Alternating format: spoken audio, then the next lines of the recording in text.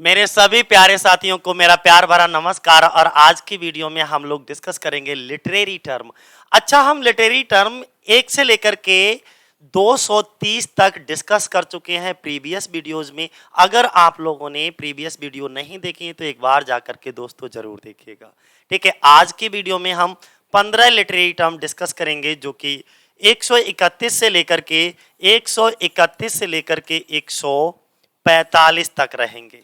ठीक है, तो चलो शुरुआत करते हैं। सबसे पहला 131 नंबर पे, और ये वाला लिटरेरी टर्म हमारा कब पूछा गया? यूजीसी नेट 2010 में पूछा जा चुका है दोस्तों। क्या पूछा जा चुका है? The restoration comedy has been criticised.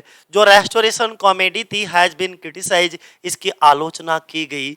तो किसके कारण इसकी आलोचना की गई? तो सबसे पहले समझ लो ये रेस्टोरेशन कॉमेडी क्या थी। तो रेस्टोरेशन कॉमेडी को कॉमेडी ऑफ मैनर्स के नाम से भी जानते हैं। ध्यान बनाए रखना, कॉमेडी ऑफ मैनर्स के भी नाम से जानते हैं। और ये जो रेस्टोरेशन कॉमेडी आई थी वो रेस्टोरेशन पीरियड में, रेस्टोरेशन पीरियड हमारा 1660 से लेकर के 1700 ईस्वी तक हमारा रेस्टोरेशन पीरियड रहा है। ठीक है, तो ध्यान बनाए रखना। क्वेश्चन सिर्फ सिंपल सा पूछा गया है, क्वेश्चन बहुत ज्यादा टफ नहीं पूछा गया है। ये पूछा गया है भैया कि रेस्टोरेशन कॉमेडी की आलोचना की गई है किन के कारण, किन चीजों के कारण। तो भाई ध्यान बनाए रखना, कहीं पर भी आ जाए ये क्वेश्चन छोड़ना नहीं है। इसके इंडिसेंसी के कारण और परमिसिवनेस के कारण जो है रेस्टोरेशन कॉमेडी की क्या की गई? क्रिटिसाइज किया गया, इसको, इसकी आलोचना की गई। किन के कारण? इस मेनली मुख्य रूप से इसके इंडिसेंसी के कारण। इंडिसेंसी क्या होता है? जिसके अंदर डिसेंट चीजें ना हो, यानी कि अभद्रता चीजें होती हैं बेकार वाली। परमिसिवनेस क्या होता है? जो अनुमति, परमिसिवनेस बोलते हैं। तो ये इंडिसेंसी और परमिसिवनेस के कारण इस रेस्टोरेशन कॉमेडी को क्या किया गया था? क्रिटिसाइज किया गया था। एक बार इसका एक्सप्लेनेशन पढ़ लो और आनंद आएगा, मजा आ जाएगा एकदम। जरा ध्यान से पढ़ना। उन्होंने कहा दी रेस्टोरेशन कॉमेडी, जो हमारी restoration comedy has been criticise, इसको दोस्तों क्रिटिसाइज किया गया मेनली मुख्य रूप से फॉर इट्स, किसके कारण? इसके इंडिसेंसी के कारण और किसके कारण? एमेसिवनेस के कारण। ठीक है, तो रेस्टोरेशन कॉमेडी रेफर्स, जो हमारी रेस्टोरेशन कॉमेडी है वो रेफर करती है किन चीजों को? To English comedies written and performed. जो इंग्लिश कॉमेडीज थी लिखी गई और परफॉर्म की गई स्टेज पर, इनको परफॉर्म किया गया इन द रेस्टोरेशन पीरियड। और कब? रेस्टोरेशन कॉमेडीज को okay refers to English comedy, आप इंग्लिश कॉमेडी कह सकते हो जो कि लिखी गई और परफॉर्म की गई। कब परफॉर्म और लिखी गई? रेस्टोरेशन पीरियड, यानी कि रेस्टोरेशन युग, एज के दौरान। और ये कब से कब तक चला? तो रेस्टोरेशन पीरियड 1660 से लेकर के 1700 तक चला है। ठीक है, अब एक चीज और यहां पर कहीं पर भी नोट कर लीजिए भाई, ये पॉइंट नोट कर लीजिए दोस्तों कि comedy of manners is used as, जो कॉमेडी ऑफ मैनर होते हैं उसी को यूज्ड, प्रयोग किया जाता है एज के रूप में, अ सिनोनिम ऑफ, इसके सिनोनिम के रूप में, किसके?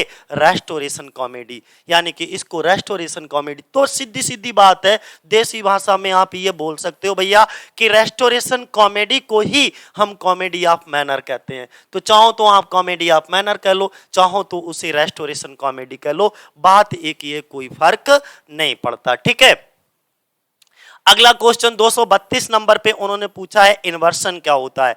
इन्वर्सन क्या होता है? इन्वर्सन इज द चेंज, ये एक प्रकार का परिवर्तन होता है इन वर्ड ऑर्डर। जैसे मान लीजिए नॉर्मली आपने देखा होगा कि जो वर्ड ऑर्डर होता है इंग्लिश में वो सब्जेक्ट, वर्ब और ऑब्जेक्ट का होता है। अगर इसमें इन्वर्सन कर दिया जाए, यानी कि इस वर्ड ऑर्डर में चेंज कर दिया जाए, किसके? Creating rhetorical effect. किस लिए ये चेंज किया जाता है? क्रिएट करने के लिए, पैदा करने के लिए रिटोरिकल इफेक्ट।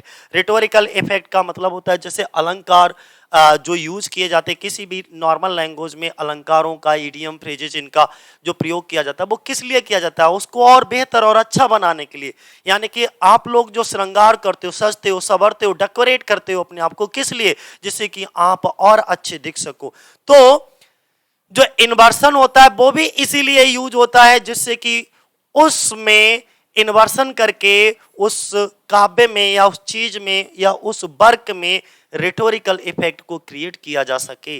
जैसे दिस बुक आई लाइक, वैसे होना क्या चाहिए था, अगर हम सही बात कहें, एग्जाम्पल के तौर पे हमने यहां पर लिया, हमने कहा दिस बुक आई लाइक, जबकि ये होना चाहिए आई लाइक दिस बुक, ये होना चाहिए दोस्तों I like this book, subject verb, इसके बाद अदर वर्ड्स। लेकिन भाई इसमें इन्वर्सन कर दिया है, क्या कर दिया, इन्वर्सन, सब्जेक्ट यहां वर्ब इधर, जो यानी कि जो जिसकी पोजीशन होनी चाहिए ग्रामर के अकॉर्डिंग वो नहीं है। तो ऐसा क्यों करते हैं, कभी ऐसा कभी इसलिए करते हैं, ये इन्वर्सन अपने सेंटेंसेस में इसलिए करते हैं जिससे कि वो उसमें उस सेंटेंस में क्रिएट कर सकें रिटोरिकल इफेक्ट, उसको और बेहतर और अच्छा बना सकें।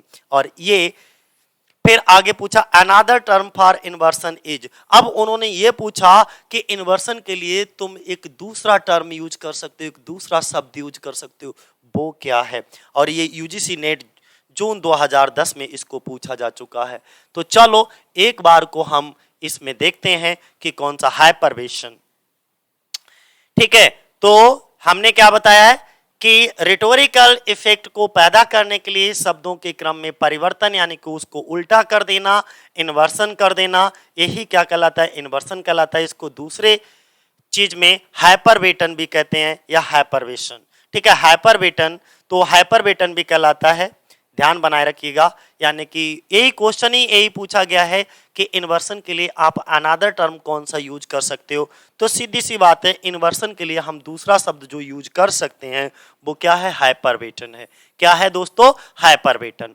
हाइपरवेटन इज एन इन्वर्सन, तो चाहो तो आप इन्वर्सन कह लो, चाहो तो हाइपरवेटन कह लो, बात एक ही है, ठीक है। ऑफ अ नॉर्मल ऑर्डर, जो नॉर्मल ऑर्डर ऑफ वर्ड्स होता है specially for the sake of emphasis, emphasis करने के वास्ते, इन दी सेंटेंस, सेंटेंस में, जैसे दिस आई मस्ट सी, तो ये होना थोड़ा अलग तरीके से चाहिए था, लेकिन यहां पर इन्वर्सन कर दिया है, आई मस्ट सी दिस होना चाहिए, लेकिन या बट दिस पहले ये ले आए, दिस आई मस्ट सी, ठीक है। तो ये क्या कहलाता है, इन्वर्सन कहलाता है। ओके, ध्यान बनाए रखना। नॉर्मली क्वेश्चन क्या पूछा गया, इन्वर्सन का दूसरा नाम हाइपरवेटन, हाइपरवेटन, हाइपरवेटन। अगला क्वेश्चन देखिए 133 नंबर पे, और इसी तरीके से हम लोगों को 233 और इसी तरीके से 245 तक चलना है। एक फ्रेज मैं यहां पर पढ़ रहा हूं आपके सामने, एक फ्रेज को यूज कर रहा हूं, और वो फ्रेज दोस्तों हमारी कौन सी है, the billing suspension of disbelief, billing suspension of disbelief. ये बिलिंग सस्पेंशन ऑफ डिसबिलीफ होता क्या है, अविश्वास का स्वेच्छा से निलंबन होना, यानी कि billing suspension of disbelief occurs in 21 में आया है। तो ये बायोग्राफिया लिटरेरिया, लिटरेरिया, ठीक है, बायोग्राफिया लिटरेरिया, और ए बी यूजीसी नेट जून 2010 में पूछा गया है। तो billing suspension of disbelief ST. Coleridge, किसके द्वारा दोस्तों, एस.टी. कॉलरेज के द्वारा इसको क्या किया गया था, इस फ्रेज को क्वाइन किया गया। तो अगर आपसे पूछा जाए इस फ्रेज को क्वाइन करने वाले व्यक्ति कौन थे, एस.टी. कॉलरेज थे, ठीक है। एस.टी. कॉलरेज ने किसमें इसको क्वाइन किया है, the billing suspension of disbelief, तो बायोग्राफिया लिटरेरिया में, किसमें, बायोग्राफिया लिटरेरिया में। थोड़ा इसके बारे में हम डिटेल से थोड़ा पढ़ लेते हैं, समझिएगा। उन्होंने कहा the term suspension of disbelief और बिलिंग सस्पेंशन ऑफ डिसबिलीफ, बात एक ही है, चाहे सस्पेंशन ऑफ डिसबिलीफ आ जाए या बिलिंग सस्पेंशन ऑफ डिसबिलीफ आ जाए, कोई फर्क नहीं पड़ता। हैज बीन डिफाइंड, इसको डिफाइन किया गया as a willingness to suspend once critical okay faculties and believe the unbelievable, to sacrifice logic for the sake of enjoyment. तो देखेगा हमने क्या बताया, इसमें सीधी सीधी बात कही गई है कि ये जो शब्द है बिलिंग सस्पेंशन ऑफ डिसबिलीफ या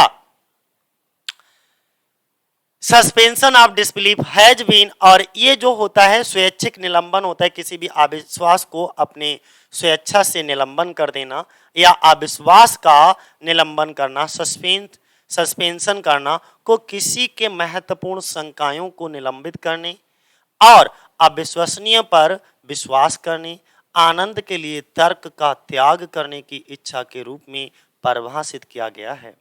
इस वाक्यांश को अगर हम अब यहां से क्वेश्चन टीजीटी के लिए बहुत इंपॉर्टेंट है, यानी कि दिस फ्रेज वाज क्वाइंड इन, ये कब क्वाइन किया गया? 1817 में। किसके द्वारा क्वाइन किया गया? एस.टी. कॉलरिज के द्वारा। किस में क्वाइन किया गया दोस्तों? तो इनके एस.टी. कॉलरिज के द्वारा 1817 में बायोग्राफिया लिटरेरिया आया था, उसमें इस फ्रेज को बिलिंग सस्पेंशन ऑफ डिसबिलीफ या सस्पेंशन ऑफ डिसबिलीफ को क्वाइन किया गया। तो देखो ये तीन हमारे लिटरेरी टर्म यहां तक क्लियर हो गए। चौथा देखो, इन 234 नंबर पे इनकुनेबुला रेफर्स टू। अब ये किसको रेफर करता है? इनकुनेबुला। इनकुनेबुला जो है वो रेफर करता है किस चीज को? Books published before the year 1501। मतलब ये है, ये इनकुनेबुला उस चीज को रेफर करता है जैसे ऐसी पुस्तकें ऐसी बुक्स जो 1501 से पहले, मैंने क्या कहा भैया, 1501 से पहले जो भी बुक्स पब्लिश हो चुकी हैं उनको हम क्या कहेंगे? इनकुनेबुला कहेंगे। इनकुनेबुला कहेंगे। क्या कहेंगे? इनकुनेबुला। और ये भी यूजीसी नेट 2010 में पूछा गया है। तो कौन सा ऑप्शन हमारा सही हो जाएगा? बी ऑप्शन बिल्कुल सही होगा। बुक्स पुस्तकें पब्लिश्ड प्रकाशित की गई बिफोर पहले द ईयर 1501, यानी कि 1501 से पहले जो पुस्तकें प्रकाशित की गई। बात इतनी क्लियर हो गई। वर्ष 1501 से पहले प्रकाशित पुस्तकों को हम क्या कहेंगे? इनकुनेबुला कहेंगे। क्या कहेंगे? इनकुनेबुला कहेंगे। इनकुनेबुला रेफर करता है to an early printed books के लिए। तो भैया सीधी सीधी बात ध्यान बनाए रखना, अर्ली प्रिंटेड बुक्स के लिए एक शब्द यूज किया जाता है इनकुनेबुला, स्पेशली वन प्रिंटेड बिफोर 1501, और विशेष तौर से उन पुस्तकों के लिए इनकुनेबुला कहोगे जो 1501 से पहले प्रकाशित हुई हैं, प्रिंटेड हुई हैं। आगे देखो 235 नंबर पे अगर हम बात करें, 235 नंबर पे द टाइटल न्यू क्रिटिसिज्म। अगर हम एक टाइटल की बात करते हैं न्यू क्रिटिसिज्म की, जो पब्लिश्ड हुआ है इन 1941 में, यानी कि 1941 में, वाज रिटन बाय, और ये लिखा गया। ये भी नेट यूजीसी नेट 2000 यानी कि 10 में, दिसंबर 10 में पूछा गया है। तो आप समझो दी, वैसे तो मुझे कोई दिक्कत नहीं है, मैंने क्या बताया, एक टाइटल हम आपके सामने, एक वर्क का टाइटल आपके सामने पढ़ रहे हैं, द न्यू क्रिटिसिज्म। ये जो 1941 में पब्लिश हुआ, बस आपको उनका नाम बताना है यार, ये किसके द्वारा लिखा गया, ठीक है, ये वर्क किसके द्वारा लिखा गया, तो आपको सिर्फ आपको ये नाम बताना है। तो बी ऑप्शन हमारा सही होगा। किसके द्वारा? जॉन क्रो रैनसम, जेसी रैनसम के द्वारा। किसके द्वारा? द न्यू क्रिटिसिज्म 1941 में किसके द्वारा पब्लिश किया गया, किसके द्वारा लिखा गया? तो ध्यान बनाए रखना, जेसी रैनसम, जॉन क्रो रैनसम के द्वारा। एक बार पढ़ के देख लो, आपको इसका एक्सप्लेनेशन पढ़ के देख लो। जॉन क्रो रैनसम बाज एन, और ये कहाँ के थे? एक अमेरिकन एजुकेटर थे, एक अमेरिकन शिक्षक थे, सबसे अच्छी बात। दूसरी, स्कॉलर विद्वान थे, लिटरेरी क्रिटिक और साहित्यिक आलोचक थे, पोएट कवि थे, एसेस्ट निबंधकार थे, एडिटर संपादक भी रहे, ठीक है। तो ही इज कंसिडर्ड, उनको माना जाता है, to be a founder of new criticism school of literary criticism. Most and most important point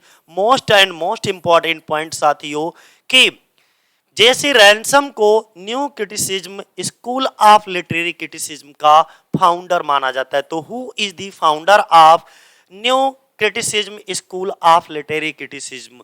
तो कौन इसका फाउंडर है? आप किसका नाम लोगे? जेसी रैनसम का। इतना समझ में आया। अगला 236 नंबर पे, ही ऑथर्ड द अबव बुक। अच्छा, तो आपको पता लग गया होगा कि ऊपर जो पुस्तक का नाम था, ठीक है, उसको किसने लिखा था? तो जेसी रैनसम ने। पुस्तक का नाम the new criticism, the new criticism. 236 पे देखिएगा, द मोनोसिलेबिक, ये थोड़ा अलग अलग है। Monosyllabic, the monosyllabic rhyme on the final stress level of 2 lines of verse is called. सीधी बात है भाई, कितना प्यारा और बहुत इंपॉर्टेंट क्वेश्चन है ये, ठीक है, कई बार पूछा जा चुका है और ये अभी तो फिलहाल यूजीसी नेट 2010 में ये पूछा जा चुका है, लेकिन इंपॉर्टेंट क्वेश्चन है। इंपॉर्टेंट क्वेश्चन कैसे है, ये जो वर्स है, राइम की दो पंक्तियों के अंत में एक मोनोसिलेबिक राइम होता है, final stress syllable, okay, of two lines, दो लाइनों का स्ट्रेस सिलेबल हो, तो उन्होंने कहा कि जिस monosyllabic rhyme on the final stress syllable, छंद की जो दो पंक्तियों के अंत में आपको स्ट्रेस मिलेगा वो एक मोनोसिलेबिक तुकबंदी कहलाती है। ये होता क्या है, मोनोराइम कहलाएगा। ऐसी लाइन को, ऐसी दो लाइनों को आप वर्स इज कॉल्ड कहलाई जाती, फेमिनिन राइम कहलाएगा या मस्कुलिन राइम। तो भैया ये क्या कहलाएगा, मस्कुलिन राइम कहलाएगा। तो ध्यान रखना, masculine rhyme is a rhyme between final stress syllable, example जैसे ब्लो, फ्लो, ठीक है, कन्फेस और रेडरेस।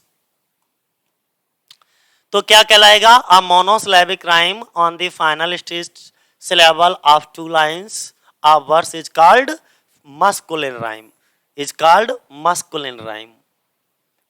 फेमिनिन राइम भी होता है, ये भी ध्यान बनाए रखना। There is nothing outside the text, there is nothing outside the text is अ की स्टेटमेंट, ओके, एमेनेटिंग फ्रॉम। उन्होंने सीधे सीधे कहा है कि there is nothing outside the text, पाठ के बाहर कुछ भी नहीं है, टेक्स्ट के बाहर कुछ भी नहीं होता। देयर इज नथिंग आउटसाइड, कुछ भी बाहर का नहीं होता, द टेक्स्ट, टेक्स्ट की, इज अ की, यानी कि ये क्या है, से निकलने वाला एक महत्वपूर्ण कथन है। और किससे निकलने वाला एक महत्वपूर्ण कथन है, तो डिकंस्ट्रक्शन थ्योरी से।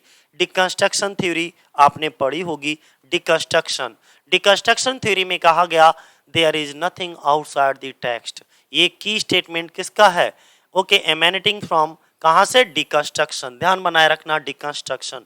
इसका एक्सप्लेनेशन पढ़ लो, आंसर देखो। डिकंस्ट्रक्शन इज अ क्रिटिकल आउटबुक में outlook meaning, okay, Jacques Derrida. Deconstruction theory Jacques Derrida, कब, 1967। वर्क क्या था, on concern with the relationship between text and grammatology, text and grammatology introduce the majority of ideas influential with in deconstruction. मतलब ये हुआ भाई, deconstruction एक महत्वपूर्ण दृष्टिकोण का अर्थ है, जैकस डेरिडा ने 1967 में बताया था। 1967 का जो इनका वर्क था उसमें बताया कि टेक्स्ट एंड ग्रामेटोलॉजी, जिसे व्याकरण विज्ञान कहेंगे, के बीच संबंध से संबंधित ने अधिकांश विचारों को डिकंस्ट्रक्शन के भीतर प्रभावशाली बना दिया था, ठीक है। Majority of ideas influential with in deconstruction, उसमें अधिकांश विचारों को बहुत ज्यादा इन्फ्लुएंशियल, बहुत ज्यादा प्रभावशाली बनाया। अगला 238 पे पहुंच गए हम लोग। English iambic pentameter, English iambic pentameter was brought to its first majority in. उन्होंने क्या कहा ए नंबर पे, तो iambic pentameter, English iambic pentameter, sonnet. तो the word sonnet is derived from Italian word sonetto. ये जो यहाँ पर सीधे सीधे बोला गया इंग्लिश आइम्बिक पेंटामीटर को इसकी पहली परिपक्वता में लाया गया था, यानी कि brought to its first majority in. तो कब, तो सोनेट को लाया गया था। देखिएगा, पढ़ो तो जरा इसे। दी बर्ड, और कौन से बर्ड की बात कर रहे हैं, सोनेट की, इज ड्राइव्ड फ्रॉम, लाया गया कहां से, फ्रॉम इटालियन बर्ड। और ये जो सोनेट बर्ड है वो एक इटालियन बर्ड सोनेटो से आया है। कहां से, सोनेटो से। इट मींस, इसका मतलब है अ स्मॉल। सोनेट का मतलब ही होता है छोटा, स्मॉल, और लिटिल सॉन्ग, या छोटा सा गीत, और लिरिक, लिरिक का भी मतलब गीत होता है। इन पोइट्री, पोइट्री में सोनेट, जो सोनेट होता है हैज 14 लाइन, जिसमें कितनी 14 लाइनें होती हैं, and is written in iambic pentameter. और ये सोनेट जो है मैक्सिमम आइम्बिक पेंटामीटर में लिखे जाते हैं। ईच लाइन हैविंग 10 सिलेबल, और जो आयम्बिक पेंटामीटर होता है उसमें टोटल कितने 10 सिलेबल होते हैं, या दूसरे शब्दों में कह सकते हो जब सोनेट हमारा आयम्बिक पेंटामीटर में लिखा जाता है तो ईच लाइन है, प्रत्येक लाइन में प्रत्येक पंक्ति में कितने सिलेबल पाए जाएंगे, 10 सिलेबल आपके पाए जाएंगे। 239 पे देखिएगा 239 पे who among the following was not a member of Bloomsbury group. Most important है, मोस्ट इंपॉर्टेंट लगा लो। इनमें से कौन सा, ये 4 ऑप्शन है आपके सामने, इनमें से कौन सा ब्लूम्सबरी ग्रुप का सदस्य नहीं है, ब्लूम्सबरी ग्रुप का सदस्य नहीं है। ये भी यूजीसी नेट दिसंबर 2010 में पूछा गया है, तो कौन इनमें से मेंबर नहीं है। ठीक है, देखो सबसे पहले आप पढ़िएगा, ओके लेटन स्ट्रैटजी हैं, ठीक है, क्लाइव बेल ए बी ब्लूम्सबरी के मेंबर हैं, ईएम फ्रॉस्टर तो मुख्य रूप से इनको कहा जाता है। कौन नहीं है, विंस्टन चर्चिल नहीं है, विंस्टन चर्चिल जो है वो ब्लूम्सबरी के ग्रुप के मेंबर नहीं है। एक बार हम डिटेल से पढ़ेंगे तो और अच्छा समझ आएगा, ब्लूम्सबरी ग्रुप के बारे में और अच्छा समझ में आएगा। क्या कहा गया, the Bloomsbury group was a influential group, एक प्रभावशाली ग्रुप था, समूह था ऑफ एसोसिएट जिससे संबंधित था, और किन चीजों से, इंग्लिश राइटर्स से संबंधित था। वहां के इंग्लिश इंटेलेक्चुअल जो बौद्धिक लोग थे वो इस ग्रुप में थे, फिलोसफर्स कुछ दार्शनिक इसमें थे, एंड आर्टिस्ट और कुछ कलाकारों ने मिलकर के इस ग्रुप को बनाया था। तो इसमें कौन कौन संबंधित था, ब्लूम्सबरी ग्रुप में कौन कौन, इंग्लिश राइटर्स थे, इंटेलेक्चुअल्स यानी कि विद्वान लोग, फिलोसफर्स यानी कि दार्शनिक लोग, आर्टिस्ट यानी कि कलाकार लोग। ठीक है, दी बेस्ट नोन सबसे अच्छे तरीके से मेंबर जाने जाते हैं आप विच, जिसमें इंक्लूडेड किया गया है किसको, number 1 Virginia Woolf. Virginia Woolf भी ब्लूम्सबरी ग्रुप की क्या है, मेंबर हैं। जॉन मैनार्ड नंबर 2, ये भी हमारी ब्लूम्सबरी ग्रुप की मेंबर हैं। और इसके बाद ईएम फ्रॉस्टर, ये मुख्य रूप से गिने जाते हैं। तो वर्जीनिया वुल्फ और ईएम फ्रॉस्टर को तो मुख्य रूप से गिना जाता है ब्लूम्सबरी ग्रुप का मेंबर। और इसके बाद लेटन स्ट्रैटजी। ठीक है, तो इतने कौन कौन हैं ध्यान बनाए रखना, लेटन स्ट्रैटजी, क्लाइव बेल, कौन, Clive Bell, E M Forster, John Maynard, ये सभी हमारे क्या हैं, ब्लूम्सबरी ग्रुप के मेंबर हैं। ठीक है, वर्जीनिया वुल्फ भी। अगला 240 पे अगर हम बात करते हैं तो एक टर्म आया है intentional fallacy, most and most important है। दिसंबर यूजीसी नेट दिसंबर 2010 में इंटेंशनल फैलेसी एक शब्द दोस्तों आया है, intentional fallacy is first used, ये सबसे पहली बार इसका यूज किया गया।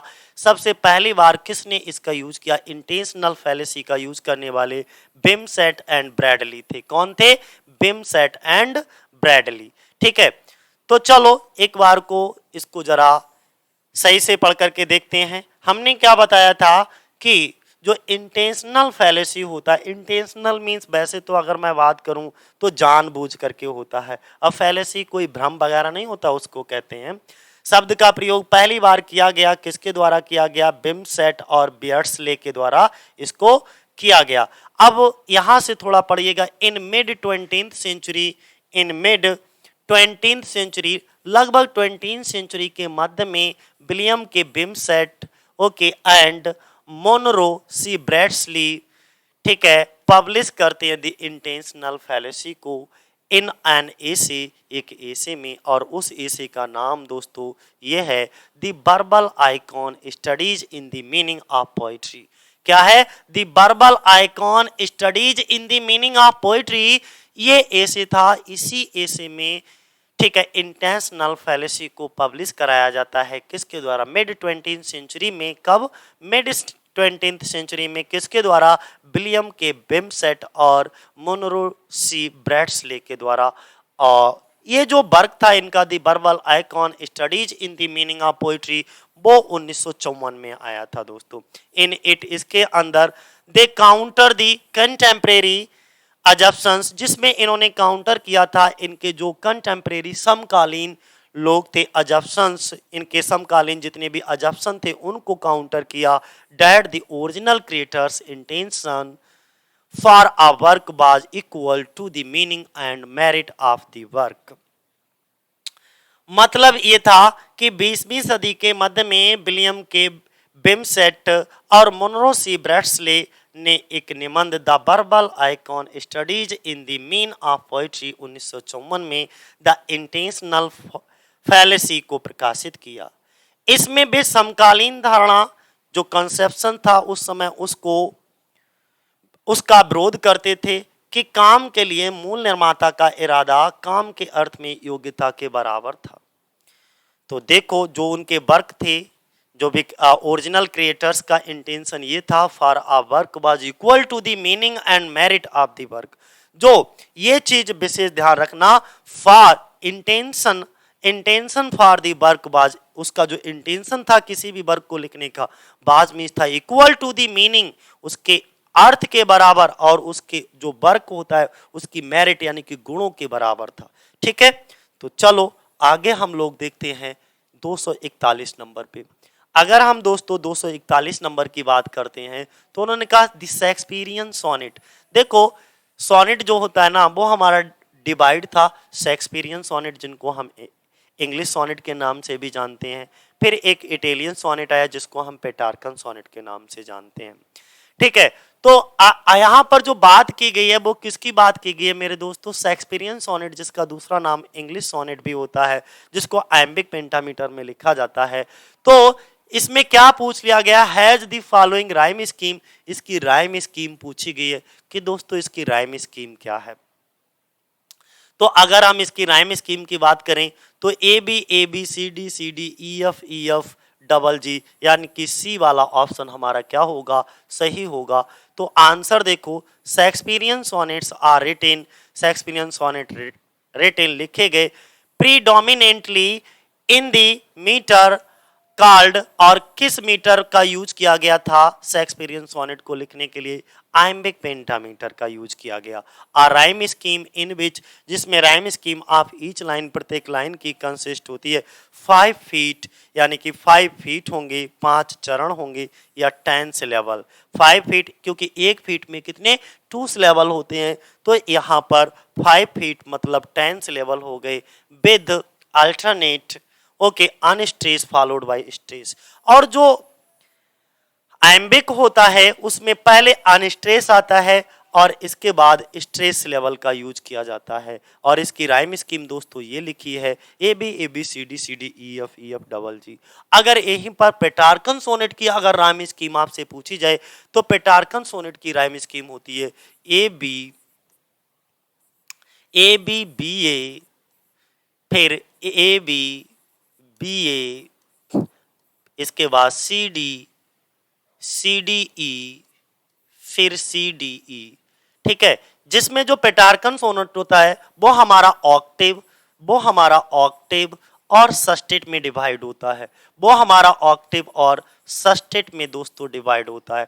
ऑक्टेव जो होता है उसमें 8 लाइनें होती हैं और जो सस्टेट होता है उसमें 6 लाइन्स होती हैं, 6 लाइन्स होती हैं। ठीक है, तो ऑक्टेव की जो राइम स्कीम होती है वो ए बी ए होती है। सस्टेट की जो राइम स्कीम होती है सी डी ई होती है। ऑक्टेव में क्या करा जाता है, राइटर्स के द्वारा, लेखक के द्वारा, पोइट के द्वारा प्रॉब्लम को रेज किया जाता है और सस्टेट में उस प्रॉब्लम का सलूशन बताया जाता है।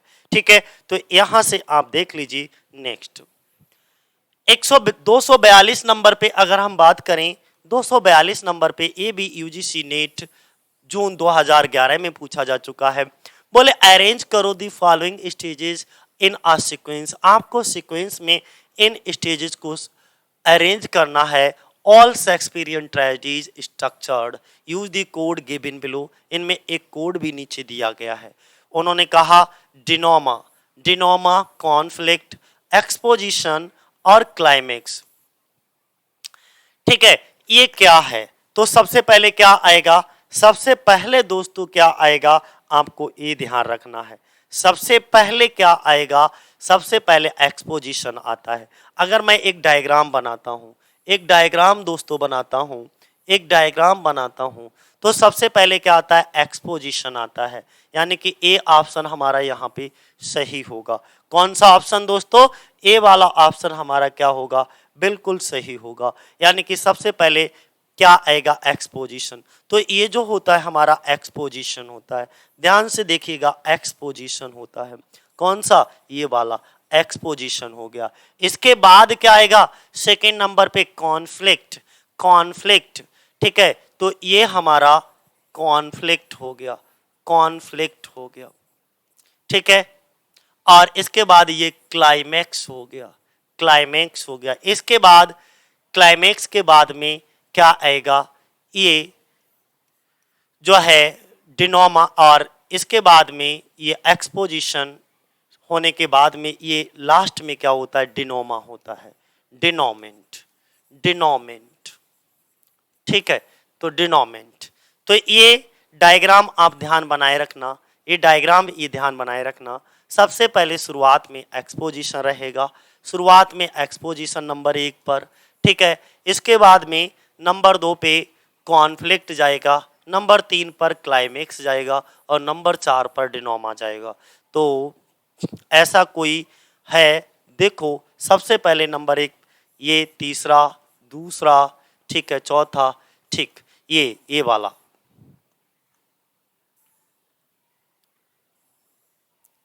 यहां से आप देख भी सकते हो, उन्होंने Shakespearean tragedies traditionally follows a Freytag pyramid. अच्छा, जो अभी हमने पिरामिड बनाया था इस तरीके से दोस्तों, ये इसी को हम क्या कहते हैं,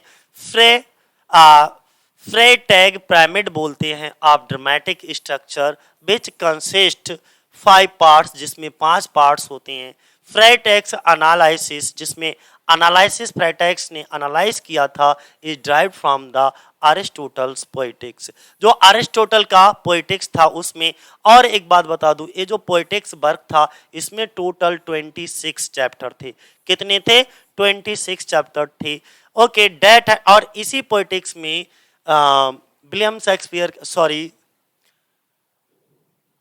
अरिस्टोटल की एक ट्रेजेडी की डेफिनेशन बहुत फेमस है और वो कई बार एग्जाम में पूछी जाती है, ठीक है। उन्होंने कहा had a 3 part, okay, view of a plot structure, the 5 parts are, वो 5 पार्ट्स कौन कौन से हैं। तो सबसे पहले एक्सपोजिशन की बात करेंगे, तो यहां से लेकर यहां तक का जो भाग होता है वो एक्सपोजिशन कहलाता है। मैं इतना ही लिखूंगा, एक्सपोजिशन कहलाएगा, ठीक है। इसके बाद ये राइजिंग एक्शन होता है, ये हमारा जो पोर्शन कहलाएगा वो राइजिंग एक्शन, राइजिंग एक्शन, ठीक है, ये राइजिंग एक्शन होता है दोस्तों। इसके बाद में राइजिंग एक्शन को ही हम कॉन्फ्लिक्ट कहते हैं, राइजिंग एक्शन को ही हम कॉन्फ्लिक्ट कहते हैं, ठीक है, ध्यान बनाए रखना। इसके बाद जैसे यहां पे पहुंचेंगे, जहां पे मैं पेन चला रहा हूं, ये हमारा क्लाइमेक्स कहलाता है। क्या कहलाता है, क्लाइमेक्स। ये पॉइंट हमारा क्लाइमेक्स कहलाता है। इसके बाद दोस्तों ये ऐसे करके चलता आ गया नीचे के लिए, ठीक है, ये हमारा फॉलिंग एक्शन होता है। इसको हम क्या कहते हैं, फॉलिंग एक्शन, फॉलिंग एक्शन कहेंगे, ठीक है। और इसके बाद में ये जो पोर्शन होता है ये डिनोमा कहलाता है। क्या कहलाता है, डिनोमा कहलाता है, या डिनोमेंट भी बोलते हैं कहीं पर, ठीक है, DENOUNE, डिनोमेंट, ठीक है, डिनोमेंट।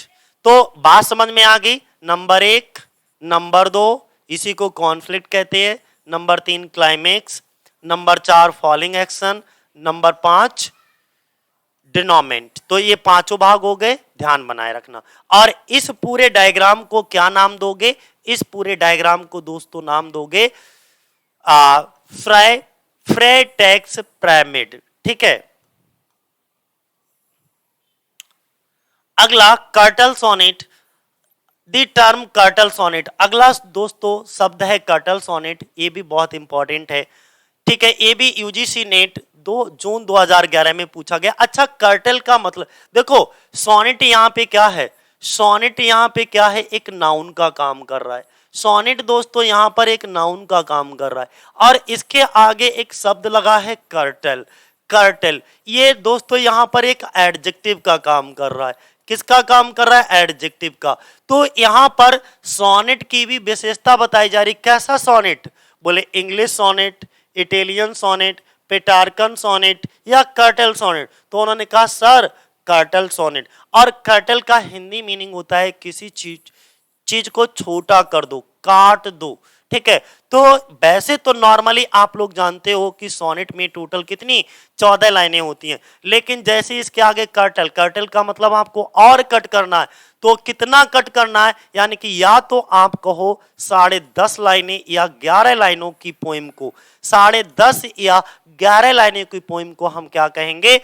कर्टल सोनेट कहेंगे। अब कर्टल सोनेट को क्वाइन किसने किया? इस शब्द को क्वाइन करने वाले व्यक्ति कौन थे? तो जी.एम. हॉपकिंस थे। नाम याद रखना, जी.एम. Hopkins, GM. हॉपकिंस। ठीक है, ये इनका नाम था। इन्होंने कर्टल सोनेट को क्या किया दोस्तों? क्वाइन किया। ठीक है, तो जरा पढ़ो, अब क्वेश्चन को अच्छे से पढ़ना है। उन्होंने कहा the term curtal sonnet was coined by, ये किसके द्वारा क्वाइन किया गया? तो दोस्तों ये किसके द्वारा क्वाइन किया गया है? तो गेरार्ड, ये जीएम का फुल फॉर्म है गेरार्ड मेनली हॉपकिंस के द्वारा। सी ऑप्शन सही होगा। अब थोड़ा इसका डिटेल पढ़ लो। Curtal sonnet is an 11 line, या तो दोस्तों उसमें 10.5 लाइनें होंगी या 11 लाइनों की पोएम को हम कर्टल सोनेट कहेंगे।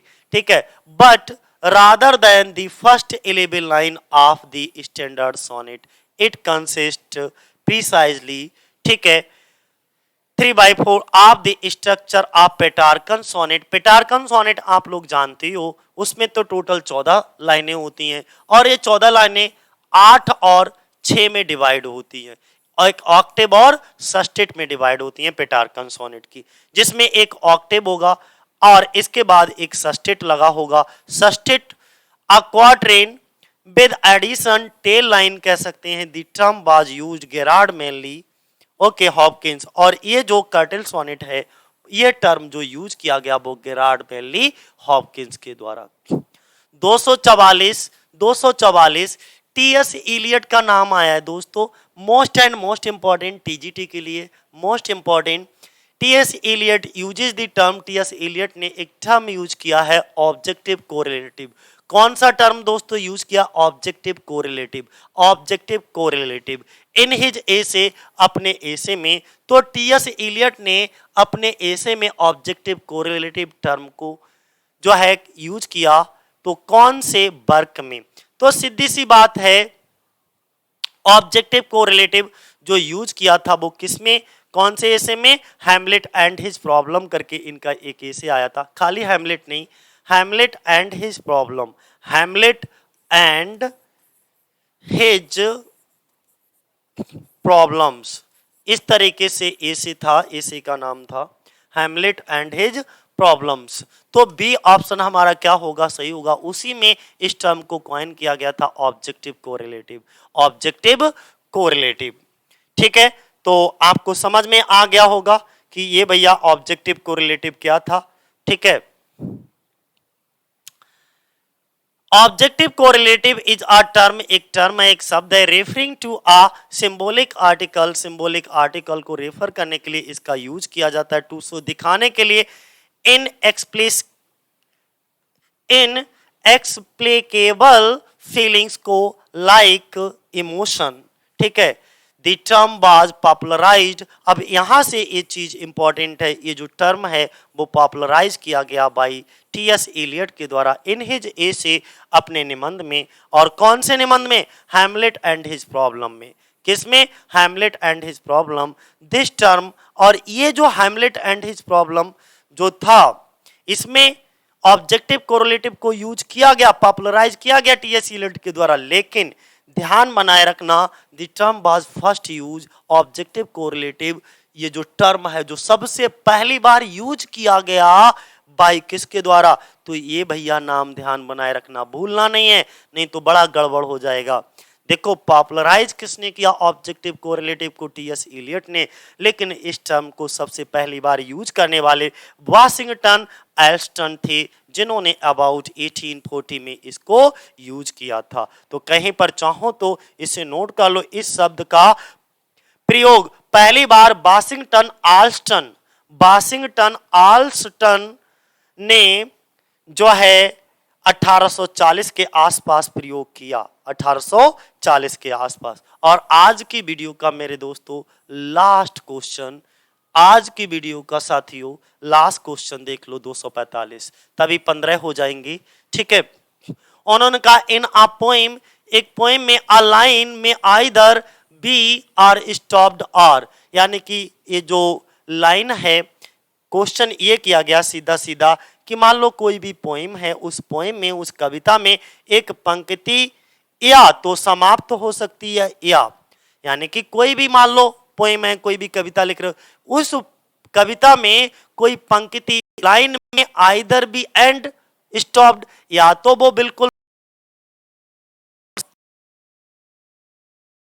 होगी, ठीक है, अथवा क्या होगी भैया, रन ऑन होगी। यानी कि एक कविता में एक पंक्ति को अंत में रोका या चलाया जा सकता है।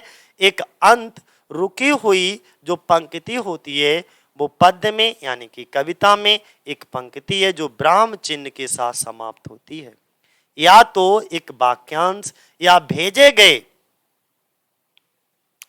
मीनिंग को पूरा, या जो सेंटेंस होता है, फ्रेज होता है, उसके कंप्लीशन को दर्शाती है।